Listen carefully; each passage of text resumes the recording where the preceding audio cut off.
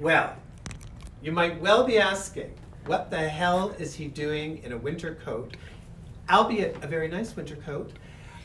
There are fabulous retailers in London. This is by Roman Leather, custom made.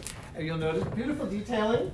Yes, beautiful, absolutely beautiful detailing. But, well, you might be asking, why the hell does he have a winter coat on? Because that's where the story of my connection to Maja begins. Because if you notice the nice little detailing up here, right there, whoops, see those two right there? Okay, now underneath this one is a hole. And that hole is Maja's manicured nail going right through my coat as we're slip sliding away in Halifax in 2013, where I was guest speaker at the Canadian, not the Canadian, anyways, I was guest speaker at a conference there. Maja was there, and as we were slip sliding away our way to a scotch down at the local pub, by the way, the detailing really is lovely. So, as I was trying to rescue her, she very nice, but Roman Leather did this beautiful repair, and now it looks like it was always there. So that is why I am wearing a winter coat on a day that is, but notice the red, okay. So, Maja Padrov of Gagetown, New Brunswick. Absolutely wonderful. She's just great. She's really, really fun. And now my first connection with Maja was not in 2013. My first awareness of her was in 2002, 2003, when another artist from, just a second, because that could be my mother.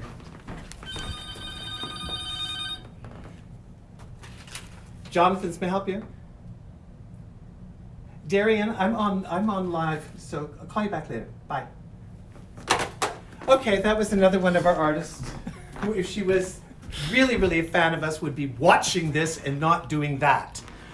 Anyway, so where was I? Okay, so in 2003, an artist in the Maritimes decided that I really had to see the work of this talented young artist, and this is the piece that arrived, which, as you can see, is really good. Maja was doing a lot of chino glazes at the time, and this has been downstairs for the past 15 years. But anyway, so this is the piece. Now, when I meet Maja at the conference and she identifies herself, I said, I know that name.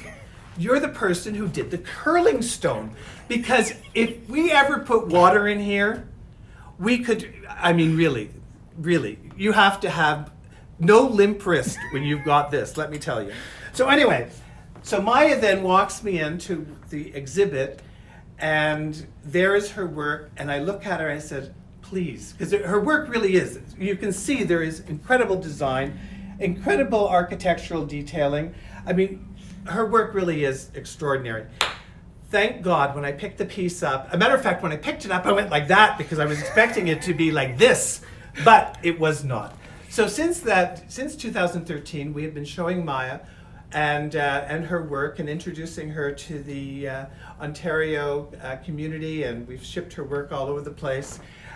One of the very popular items in her repertoire were these mugs. I say were because we had to borrow these mugs back from a collector in town, Dawn, who's got an incredible collection. And we always say, you know, a mug is like a calling card for an artist. From there, we can take people from mugs up to really, really major works. And so this is what we've been waiting for 2 years, a new shipment. Hint, Maja? So, yes, but her mugs really are. Brian's laughing there. And if this thing's picking it up, that's, you know, we don't have a script. This is totally ad-libbed. But anyways, these really wonderful mugs, which, you know, I like a mug that when you hold it and you can go like this. This is really nice, and it's good size for soup, stew, and we will hopefully have some, or have the latest incarnation of these when Maja gets busy. Okay, so these are other examples of her work. And you can see the level of creativity and the architectural detailing. Here we've got 2 teapots, and they're sold as 2 teapots because there were 6, and they were first exhibited at the Burlington Art Gallery, and then they went from the Burlington Art Gallery to here, and it was here. Didn't Maja want to be an architect, or was she working in metal? I think she wanted to be a metal artist. Yeah, she wanted to be a metal artist, and that was probably hard on her manicure. So she switched to clay, and you've got these wonderful extruded pieces, because there really is a brutalist element of her work, and these are absolutely gorgeous. And the other thing is that though they're tippy if they go like that, but they really are beautifully executed. Nice little lids. And that's the last set. And this is the last set. They are phenomenal, just absolutely phenomenal. Now here we have another example, and look at this wonderful crawl glaze. Some people, when they do a crawl glaze, when you run your hand over it, it's very rough. She's got a smooth, very smooth crawl glaze. It's like really, really lovely. And this is on the other hand, which may look smooth in the camera, is actually quite rough. It's really good for sloughing but this is also large form.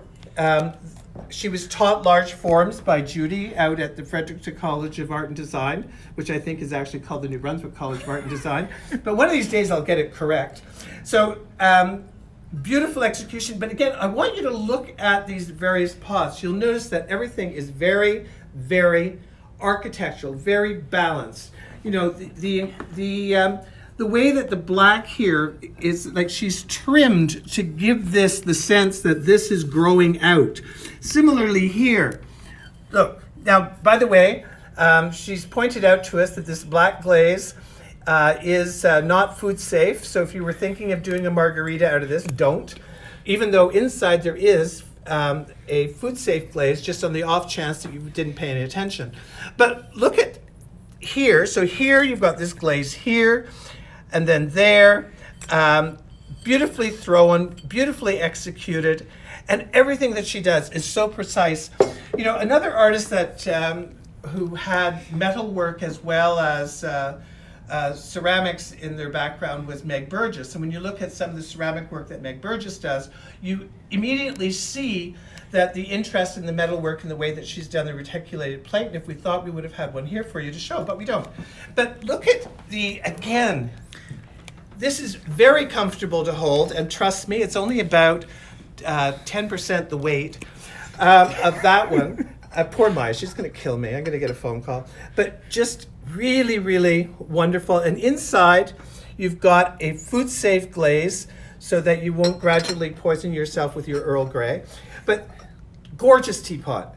And again, it's the execution, the way that she treats the glazes. She almost, and there is a very strong metal aspect to her work. Here, this is a glaze test.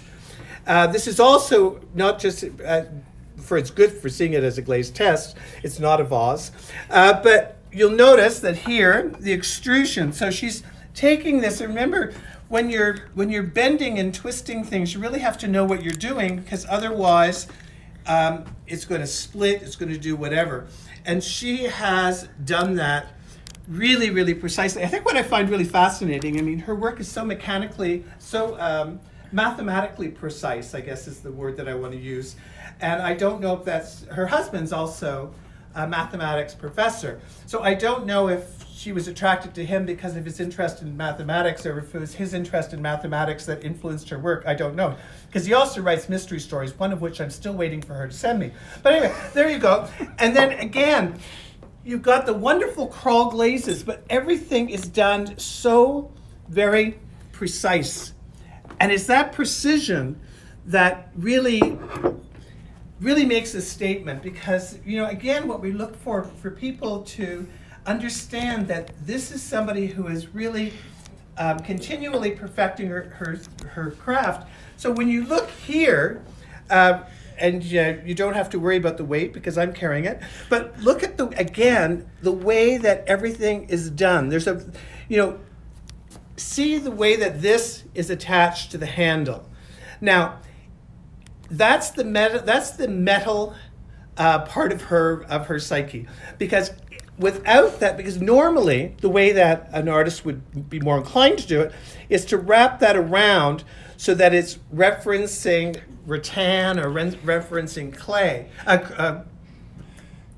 referencing wicker or something. But she hasn't. She stopped it there, which is interesting because that means that in the way she's looking at it, this is like soldered instead of wrapped. So it becomes, when artists have different interests, what their interest is, like if you're looking at work by, for example, Valerie Metcalf, who does often a lot of really incredible floral attachment, their interests are reflected in what they do. Just like, the rabbits that you see frequently in Lisa McGrath's work, that though she does do other animals, rabbits predominate, and the reason they predominate is because she's the year of the rabbit. She and I are both the year of the rabbit. We're not going to say what years that is, but anyway, so it's really, really cool. Now her vases, again, they have a remembering that she is from the Middle East, not the Middle East. Serbia, which is not part of the Middle East. God almighty, I'm beginning to sound like Trump. So anyway, so there you've got, they have anybody who's familiar with all the ceramics that are extraordinary collectible from Germany, this almost has that feeling. The only difference is that many of the German ones are actually slip cast. This is not slip cast, this is thrown. And you can tell it's thrown because you can see there the throw lines. Her work, and again, beautiful, beautiful glaze. What I like is when she does her little, this is wonderful. Beautiful little stop. The stopper, like if you saw it like that, you say, oh, geez, that's a really nice weed pot. But when you put the stopper in, you now have a weed container. So you can keep it fresh.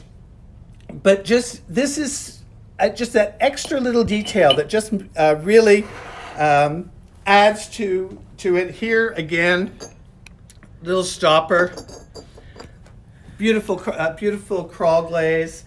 Her bowls, I wish that we had one of the bowls that we had. She does some extraordinary bowls that really are take that kind of element, that assemblage kind of aspect, in the same way that this teapot has that.